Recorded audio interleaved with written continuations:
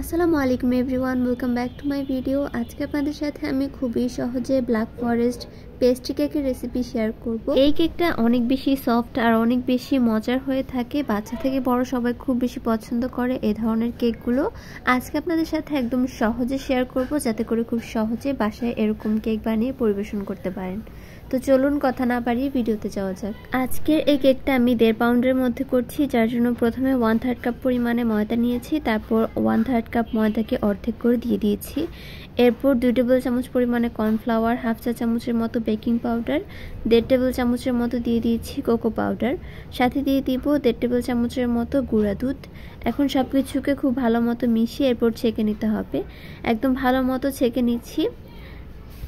এখন একটা স্প্যাচুলা দিয়ে শুকনো উপকরণগুলোকে একটু ভালো মতো মিশিয়ে নিতে হবে। এরপর একটা বড় বোলের মধ্যে নিয়ে নিচ্ছি 5টা ডিম। 1.5 পাউন্ড কেকের জন্য আমি নর্মালি 5টা ডিম ইউজ করে থাকি, তবে অনেকেই 3টা ডিম দিয়েও করতে পারবেন। এরপর আমি এর মধ্যে দিয়ে দিচ্ছি 1/2 কাপ থেকে একটু বেশি চিনি। মিষ্টি চাইলে পছন্দ অনুযায়ী বাড়িয়ে কমিয়ে দিতে পারেন। এরপর চিনিটা একদম ভালো মতো গলে যাওয়া পর্যন্ত বিট করে নিতে হবে। এরপর এর মধ্যে সামান্য 1 চিমটি পরিমাণে লবণ দিয়ে দিচ্ছি, সাথে দিয়ে দিচ্ছি 1 চা চামচের চকলেট এসেন্স বা চকলেট ফ্লেভার। এখন আবারও সব কিছুকে খুব ভালো মতো মিশিয়ে নিতে হবে। ফ্লেভারটা একদম ভালো মতো মিশে যাওয়া হয়ে গেলে এখন এর মধ্যে তেল দিয়ে দিতে হবে। এখানে আমি 2 টেবিল চামচের মতো তেল দিয়েছি। তারপর খুব ভালো মতো বিট করে নিয়েছি। এরপর বিট করা অফ করে দিব। এরপর এর মধ্যে শুকনো উপকরণগুলো দিয়ে একটা হুইস্কের সাহায্যে খুব ভালো মতো মিশিয়ে নিতে হবে। আলতো হাতে একদম ভালো মতো মিশিয়ে নিয়েছি। এখন এগুলোকে মোল্ডে নিয়ে নিব, যার জন্য একটা স্কোয়ার শেপের বড় একটা মোল্ড নিয়েছি। এরপর এর নিচে তেল ব্রাশ করে দিয়ে তার উপর একটা কাগজ দিয়ে দিচ্ছি, চাইলে ফয়েল পেপারটা দিতে পারেন। এরপর এর মধ্যে কেকের ব্যাটারটা দিয়ে দিব। এখন এটা চুলায় বসিয়ে দিব। প্রথমে একটা কড়াই বা প্যান 10 মিনিটের জন্য গরম করে তার উপরে এই মোল্ডটা বসিয়ে দিতে হবে। এরপর 10 থেকে 15 মিনিট এটাকে লো আঁচে বেক করে নিতে হবে। দেখবেন যে একদম ফুলে যাবে আর খুব সুন্দর মতো তৈরি হয়ে যাবে কেকটা। এখন সাইড থেকে একটু আলগা করে কেটে এরপর এটাকে আমি আনমোল্ড করে নিচ্ছি। কেকটা কতটা পরিমাণে সফট হয়েছে দেখেই বুঝতে পারছেন। উপরে পেপারটাও সরিয়ে নিব। এখন এই কেকটাকে আমি স্লাইস করে কেটে নিচ্ছি। এই কেকটাকে আমি আজকে 3টা লেয়ার করব। আপনারা যতগুলো লেয়ার করতে চান ততটা ভাগে এটাকে কেটে নিতে পারেন। 3টা ভাগে এটাকে আমি ভাগ করে নিয়েছি। এখন এগুলোকে ফ্রস্টিং করে নিব, যার জন্য একটা বড় বোর্ডের মধ্যে কেকের একটা স্লাইস বসিয়ে তার উপর সুগার সিরাপ দিয়ে দিচ্ছি। এরপর এর উপরে চকলেট ক্রিম দিয়ে দিচ্ছি। ক্রিমের রেসিপি আমার চ্যানেলে দেওয়া আছে, আপনারা চাইলে দেখে নিতে পারেন।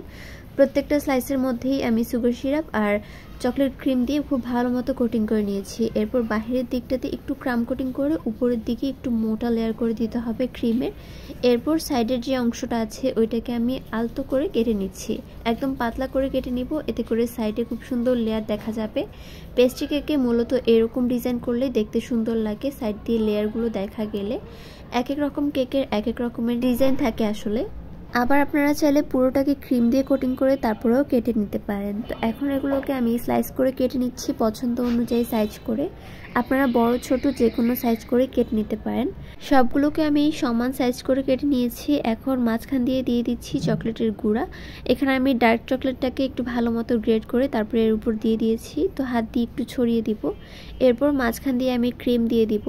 প্রথমে আমি 2D নজেলের মধ্যে ক্রিম ভরে তারপর এগুলোকে একটু আলতো হাতে করে চাপ দিয়ে দিয়ে এরকম ডিজাইন করে নিচ্ছি। এই ডিজাইনটা খুবই সহজ, যে কেউ খুব সহজে করে নিতে পারবে।